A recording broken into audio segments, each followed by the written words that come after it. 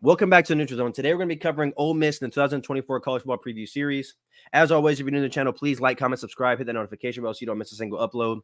We also are going to be looking back at our predictions from last year compared to what they actually finished to kind of see the accuracy and how bad or how good we were as far as predicting the teams. So, Dad, let's go ahead and take a look at that before we get into actually predicting the 2024 season for them. So we obviously both had them going 9-3 last year. I had the 3 losses: Alabama, A&M, Georgia. You had Alabama, LSU, Georgia. I predicted every game right outside of the A&M game. You predicted every game right outside of the LSU game. So being 11-1, both of us last year is pretty crazy. And I think it's also crazy that the one game we both got wrong was 2 different games. I think it would have made more sense if we both picked them to, like, let's say, beat Alabama. Then we both were 11-1. But the fact that we had 2 kind of off ones is very odd. But they finished 10-2 with the bowl win. So 11-2 after the bowl season. So I think it's pretty good. We both finished 11-1, like I said, so we were pretty accurate on them. Hopefully we're that accurate this year. But Dad, kick it right to you. Ole Miss coming at number 16 by ESPN, about 8-4 with a 2% chance to win the SEC. Yeah, I think that 2% chance to win the SEC is absolutely crazy. When I look at talent, this is one of the most talented teams returning in college football. No knock to Georgia. I think Georgia is a heck of a team. And I think Kirby Smart has created a culture in which he deserves all the praise he gets. But I think Ole Miss might be the most talented team in the SEC next year. When you look at their roster, player for player, it is absolutely littered with high-performing players. Obviously, it starts with Jackson Dart. We know what he is at quarterback. You have 2 very good receivers in Juice Wells and Trey Harris coming back. Again, they did lose Quinshon Judkins to Ohio State, but Ulysses Bentley looks like he's going to be a pretty good running back. And they have Henry Parrish that came over from Miami. That defense is loaded. Again, Lane Kiffin is not necessarily known as a great defensive coach, but they're absolutely loaded on defense with Walter Nolan coming over from Texas A&M. Remember, this was a 5-star guy. You got Princely, and I don't know how you say his last name, but a monster off the edge. This is a solid team, and like I said, Lane Kiffin isn't necessarily known for having a great defense. But again, Chris Paul, Trey Amos, this is a solid team all around. They have stars at every level, offensive and defensively. I'd be surprised first if they are not in the playoffs, and I'd be surprised if this team is not in the SEC championship. I have Jackson Dart on my short list for Heisman. I know you do as well from your video. And I would be shocked if this team is not in the playoffs, and I wouldn't be shocked if they won the SEC. What's your thoughts, Stephen? So before I kind of give my breakdown of my opinion on this team, ESPN has them at a 2% chance. They have Tennessee with a 5.5% chance to win SEC. That's crazy. Missouri with a 5.9, Alabama 14.4, Texas 24.2, and Georgia 32.8. I understand Mizzou having a 5.9 because they have a really weak schedule. I would have to look at everybody else's schedule, but I think to have a 2% chance for Ole Miss is kind of disrespectful in my opinion. I know they haven't done much in the SEC as far as, being at that pinnacle, but I think this is a new year. They had the number 1 transfer portal class in college football last season. Obviously, you lose Judkins, but I think what you brought back outweighs the loss of him. Brought in. I think Walter Nolan, I think Juice Wells, as well as Logan Diggs, who's obviously coming off of injury from LSU, but he was a highly recruited running back. He's not listed on the depth chart right now because of injury, but I wouldn't be surprised if later in the season he played a little bit. Yeah. I know you said Ulysses Bentley. I think he's coming back as well. They're also bringing a running back from SMU. I forget his name off the top of my head, but they're bringing a running back from SMU as well.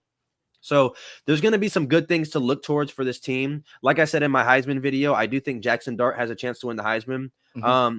There's going to be some hot takes towards the end of this video when we talk about their schedule. But I truly think that this team not only could be in the SEC championship, but they could be in, the national championship picture come the end of the season.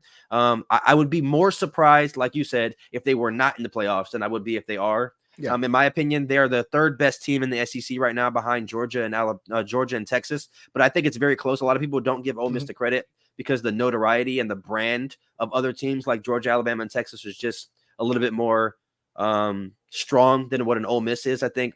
But we can't we can't look at that and use that as a way of judging a team, because at the end of the day, you have to look at what's on the field. The current roster constructed. Georgia's losing Brock Bowers. They're losing Lad McConkey. Alabama's obviously losing a bunch of players. Texas is losing some players. So I think this is the team that, of all the teams in the SEC, I would say got significantly better.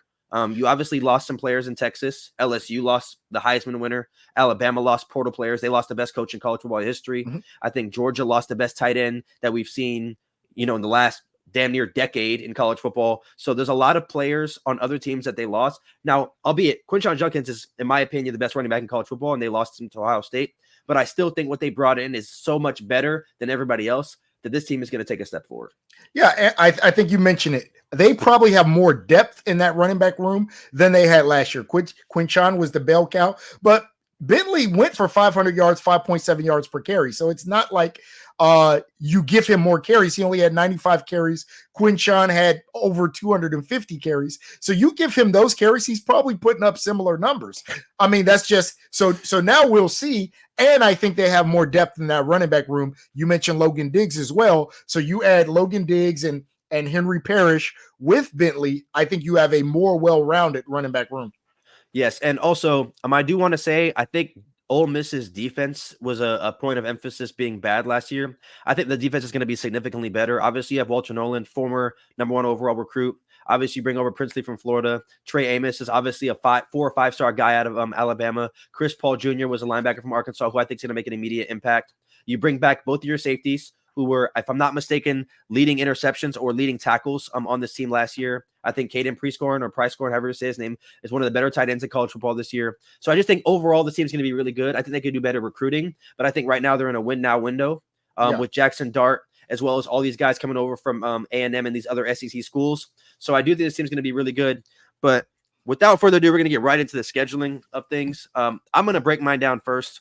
Okay. I had the team going 11-1, and I think they're going to beat Georgia at home. So I want to go ahead and talk about that portion. I think a lot of people are going to give me hate. I don't think Ole Miss fans, if you guys find this video, you're going to hate me much for that. But I think Georgia fans, if they stumble across this video, are going to think I'm crazy. But I think Ole Miss is going to be really good this year. I do have them stumbling one time this year with the LSU game. I think playing at Death Valley, I think both teams are going to be one loss, maybe undefeated teams at that point. And I think that game's going to be rocking a night game, one of the toughest plays to play in college football. So I do think that the SEC is tough enough to where they can knock Ole Miss down. I think Georgia could beat them. I think Oklahoma could beat them. But I personally would say if I had to predict the schedule of Ole Miss, I think they have a better chance to go undefeated than they do to get 2 losses, in my opinion. I think they have a better chance to go undefeated. And going undefeated in the SEC is very, very hard. We've only seen a couple of teams do it over the past couple of years. And I think the one game that I'm looking at the schedule and I'm most concerned about is the LSU game. And LSU's not even predicted to be that great this year. They're not in the top 6 as far as SEC, title contenders go. But I think that rocket environment, and I just think when you have to go into a place and turn, I guess you would say, the lights out in a place, LSU is the hardest place to do that at. And I think Ole Miss has the capability to do it. I think the Georgia game being at home is going to help them a lot. And I think, like I said, I'm going to expect Georgia to be a little bit more, I'm not going to say down. That's a bad word to use because they're still going to be really good, but they're not going to be as good as they were last year. And I think they're going to wake up for that game and schedule that game after losing by 40 or 50 points last year. I think they lost like 41-7 or something like that last year. So I think that game's going to be circled on the Rebels calendar. Yeah. So much like you, I struggled with 2 games. There are 2 games that I really think I put 4 as the floor because there are 4 games that I wouldn't be surprised if they lost. There's 2 games that I'm really like, they may lose, that I would feel comfortable saying that they lose. But both of those games, I feel comfortable saying that they win, right? I went back and forth with the Georgia game. And I went back and forth with the LSU game. My thing with the LSU game is LSU has lost so much. I think that Ole Miss is just way more talented than them this year. That Georgia game, I think the talent is there. I think Ole Miss has more talent. I think just Kirby Smart understands how to win big games. And that's just where I give them a little bit more credit. I wouldn't be surprised if those 2 teams, especially with the way the SEC now is also taking the 2 best teams for their conference championship, I wouldn't be surprised if those 2 teams are playing again in the SEC championship. I wouldn't be surprised if Ole Miss wins that game. I think this is going to be a really good team. If you told me right now Ole Miss wins it all, I wouldn't be surprised. I think they are in, if I had to name the 10 teams that I think have a very good shot of being the national champion at the end of the season, this would be one of the teams I name, and they might make that list at like 5. Yeah. When I said I was going to talk about hot takes, obviously Georgia was one of them. Mm-hmm. This is another hot take for me. And as you were talking, I was trying to kind of count in my head, but I was trying to listen to you at the same time, so I was kind of getting thrown off a little bit. Okay. Do you think? Well, I'm going to say, do you think? I'm going to give what I think. Okay. My hot take for this video, Ole Miss fans, is by the end of the season, we will be talking about Lane Kiffin as a top 5 coach in college football. That is my hot take for this video. I mean, the only 3 that I can name above him right now, maybe 4, is Smart, Dabo, Day, and maybe Lincoln Riley, because Lincoln Riley has been to playoffs a few times. But other than that, and I'm talking about currently, I'm not talking about historically. Obviously, right. Dabo has done I'm talking about right now, because they leave Dabo off the list and at like 5, some people, because of what he's doing right now. But I mean, right now, I think at the end of this year, we're going to talk about Lane Kiffin as being a top 5 coach, because I think this team, if I had to tell you right now, like you said, they would be in my final 4. Yeah. If I had to bet, they would be in my final 4. Because I mean, I probably don't have them winning the SEC. I think they have them getting there. I probably favor Texas still in the SEC. But I still think if you don't win the SEC, you're a 5 to 7, 5 to 8 seed. And I like you over anybody who's a 10 to 12, including Clemson or including, a Michigan. I like you over them. And I think you can win 1 to 2 games in the first, second round of the playoffs, and then maybe lose to a rematch against the Texas or something. So I do think this team's going to make a playoff run. I would be very, very shocked if they were not in the playoffs come, December, January. Yeah. So let me go back to your Lane Kiffin take. I don't think he's super far from that now. I think what he needs as a head coach is some big time notches on his belt, right? I think he has always had the potential, and I think this Ole Miss team has had potential in many years. I think he needs to cash in on that one of these years. And I'm not necessarily saying that needs to be a national championship, but that needs to be a SEC championship run, a big win against a Georgia or an Alabama or a Texas, or he needs one of those marquee wins, one of those, hey, we didn't expect an Ole Miss to be winning this type of game, wins, and then he needs a run in the playoffs.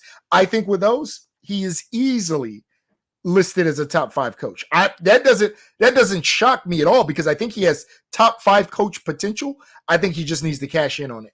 Yeah, I'm excited to see kind of how this team looks throughout the year. I also want to say, though, just to play devil's advocate, I think this team is built to succeed, but I also would not be surprised if they drop games they shouldn't, based off of how much they're bringing in from the transfer portal. Yeah, that's a good so point. I will say I personally think they're going to do really good.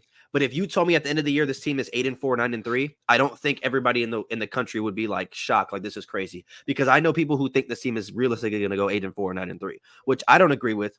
But I think it's a logical explanation when you look at the defense not being very good last year, losing arguably your best player from the last season, and having to plug and fix these holes with transfer portal players and backup players who didn't get much time last year. Obviously, they don't have to play a Texas, they don't have to play an Alabama, so it's going to help them. But we'll just have to see, I guess, how the season unfolds. But I will say, I think in terms of transfer portal players, they brought in some stars. Now, I think defense is all about chemistry. So yes, your point is still valid. You got Walter Nolan that you brought in, Princely, Chris Paul, Trey Amos. Do they all mesh? Because I think the talent is there, but do they understand? Because I think defense is, do I understand what you're going to do? Do you know your assignment? Can I play off of your assignment? And so that part, I respect somebody saying that I have concerns about that, because I think I've been one of the big advocates about teams bringing in a whole bunch of players in the portal and that chemistry not being there. But I think they have a decent enough early schedule that by the time they get to the Georgia, the LSU, they would have ironed some of those things out. Yeah, I'm looking forward to seeing how it turns out. Obviously, you guys saw us early in the video. We both went 11-1 with our picks last year for their 12 game schedule. So hopefully, I mean, we picked 2 different games again. It'll be crazy if it ends up the same exact way. It'll be wild. But please let us know in the comment section what you guys think of this team. If you're an Ole Miss fan, let us know what you guys think about your favorite team. And also, please like, comment, subscribe, hit the notification bell so you don't miss a single upload. We're going to be posting the next one probably the next 2 days or so. We're going to keep banging these out. Football season starts in about 75, 80 days. So we're looking forward to it. Off season is going by fast. A lot to talk about. We will see you guys next time. Peace out. Peace.